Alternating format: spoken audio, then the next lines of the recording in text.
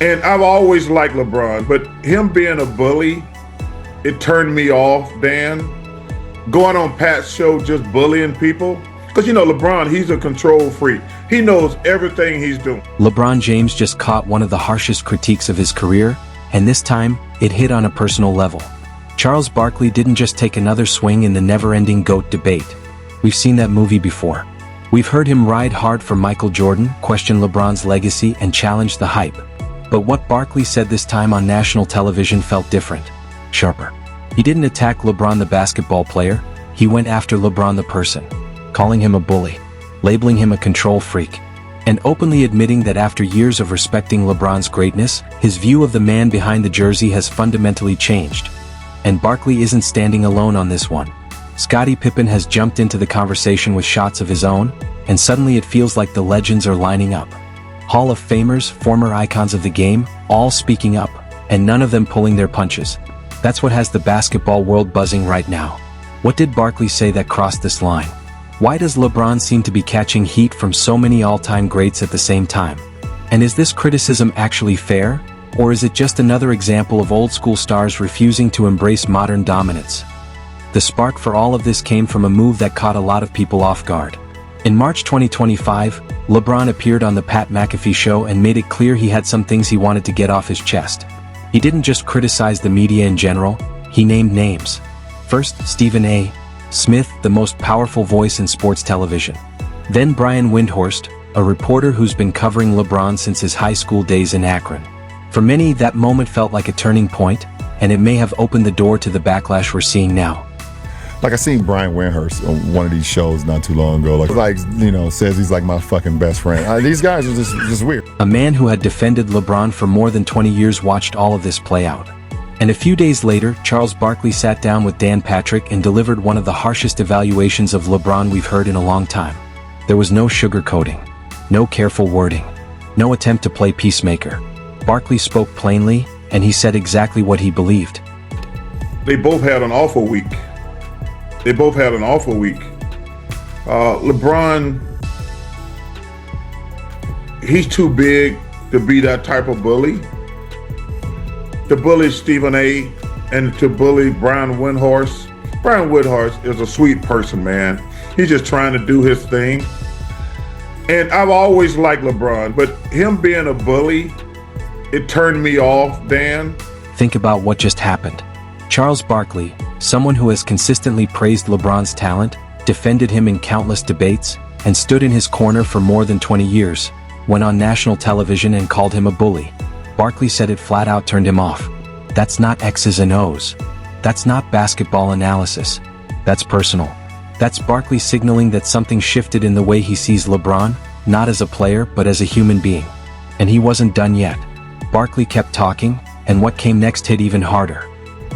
And Stephen A. is a good dude, man. For him to react, LeBron, like I say, I blame him for starting the bullying, going on Pat's show just bullying people. Because LeBron, he's a control freak. He knows everything he's doing. Yeah. He knows everything he's doing. He knew when he walked up to Stephen A. what he was doing. A control freak. That's the word Barkley used. In his mind, nothing LeBron does is accidental. Every move is calculated. Every public moment is deliberate. When LeBron walked up to Stephen A. Smith courtside during that Lakers game, Barkley doesn't see emotion. He sees strategy. A message being sent. An attempt to intimidate. And Barkley wants no part of it. But here's where this really takes a turn. This isn't a sudden switch up from Barkley. It's not a heat-of-the-moment reaction. This is the latest chapter in a story he's been telling about LeBron for more than a decade.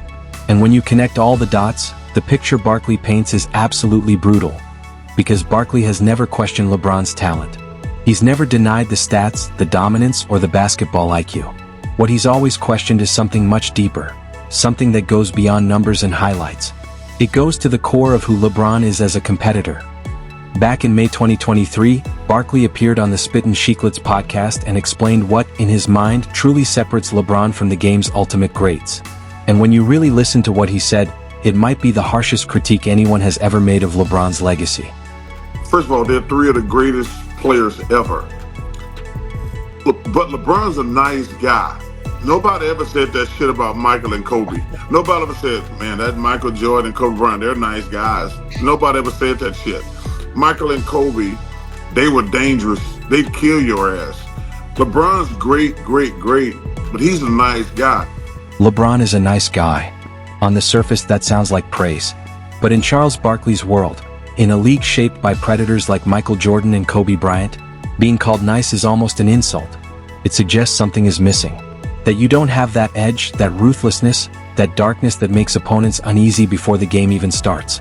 The kind of presence that makes teams dread seeing your name on the schedule. Barkley doubled down on this idea during that same podcast appearance, breaking down exactly what he meant, and why, to him, it separates LeBron from the true killers of the game. He had to learn to be competitive because the killer instinct is not something like I've never, and Michael was one of my best friends ever, and I got to know Kobe a little bit. They will kill you to win. LeBron, he wants to win. But LeBron at the end of the day is a really nice guy. So you can't learn to be a natural born killer. You can't learn how to be a natural born killer. That's Charles Barkley's verdict on LeBron James. In Barkley's eyes, players like Michael Jordan and Kobe Bryant were born with something LeBron simply doesn't possess. No amount of training, experience, or championships can manufacture that killer instinct if it isn't already there. And according to Barkley, LeBron just doesn't have it. Now, if this were only coming from Barkley, it might be easy to brush aside. Maybe it's personal. Maybe it's headline chasing. But that's where the real problem starts for LeBron's supporters, because Barkley isn't even close to being alone. Just this past January, Scottie Pippen sat down on the PBD podcast with Patrick Bet-David and offered his own blunt assessment of LeBron's career. And this isn't some random voice. This is Scottie Pippen, the six-time NBA champion, Michael Jordan's right-hand man, a player who lived through every Bulls title run of the 1990s. If anyone knows what championship-level greatness truly looks like, it's him. Would you put yourself ahead of LeBron? As a team standpoint. Would you put yourself ahead of LeBron as a team standpoint? My success as a team is more successful than LeBron. I got 6 rings. 6 rings. Scottie Pippen, the man many consider the greatest sidekick in NBA history, is flat out claiming he's been more successful than LeBron James. Let that sink in. LeBron has every individual accolade imaginable. He's the NBA's all-time leading scorer. He's been to 10 finals. His resume is historic. And none of that, according to Pippen, moves the needle. Because when the conversation shifts from numbers to championships, Pippen believes he has LeBron beat. And when the host tried to push back on that idea, Pippen didn't flinch. He doubled down, and what he said next went straight to the core of LeBron's legacy. You want individual accolades or you want championships? Because I didn't chase mine. I didn't chase mine. That line is a direct shot at everything LeBron has done since 2010. Leaving Cleveland to join Dwayne Wade and Chris Bosh in Miami. Returning to Cleveland to link up with Kyrie Irving. Heading to Los Angeles to team up with Anthony Davis. Pippen's message is clear. LeBron didn't just try to win, he stacked the deck in his favor every step of the way. In contrast, Pippen frames his own 6 championships as the product of loyalty, continuity, and competing with the team he had. No shortcuts. No resets. Just winning where he was planted. And this kind of criticism from basketball legends isn't new. It's been simmering for years. After the Golden State Warriors swept LeBron's Cavaliers in the 2018 finals, Barkley went on NBA TV and delivered a statement so bold, so confrontational, that it's still being debated today.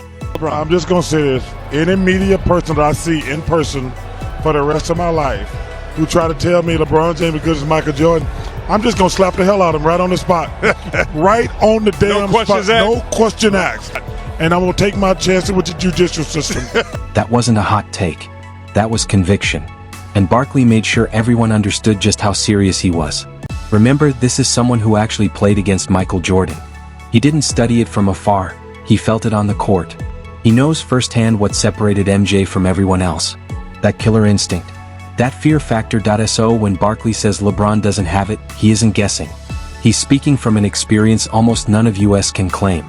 And when he watched LeBron go on the Pat McAfee show and go after those reporters, it only confirmed what he already believed. In Barkley's eyes, LeBron wants control of the narrative. He wants to be crowned the greatest. And he's willing to bully anyone who doesn't fall in line.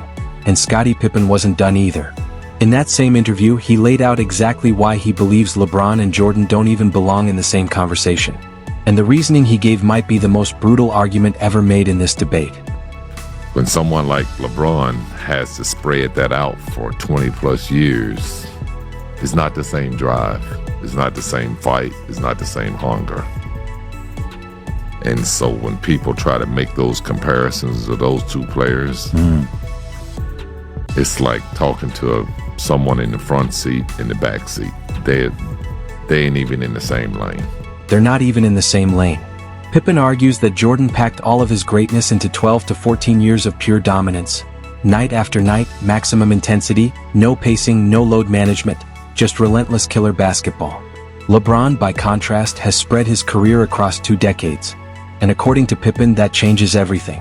The drive isn't the same. The hunger isn't the same. The fire isn't the same. So where does that leave LeBron James? What's the verdict from the legends who actually played at the highest level? Charles Barkley calls him a bully and a control freak who lacks the killer instinct that defined Jordan and Kobe. Scottie Pippen says his own team's success surpasses LeBron's, claiming LeBron had to chase championships instead of earning them organically. Barkley has long argued that LeBron is simply too nice to be counted among the true greats. These aren't random voices on social media. These are Hall of Famers, champions, men who have been in the arena, who have felt the pressure, and who know what separates good from great and great from legendary. The numbers say LeBron is one of the greatest of all time, the all-time leading scorer, 10 finals appearances, 2 decades of dominance. That's undeniable. But the legends are measuring something different. Heart, fear, killer instinct. And by that standard, LeBron James comes up short. Is Barkley right? Is LeBron really just a nice guy who lacks the ruthless drive of the true greats? Or is this just the perspective of an older generation struggling to accept how the game has evolved? Drop your take in the comments. This debate is far from over. And for more deep dives into the real conversations shaping basketball, hit subscribe and turn on notifications.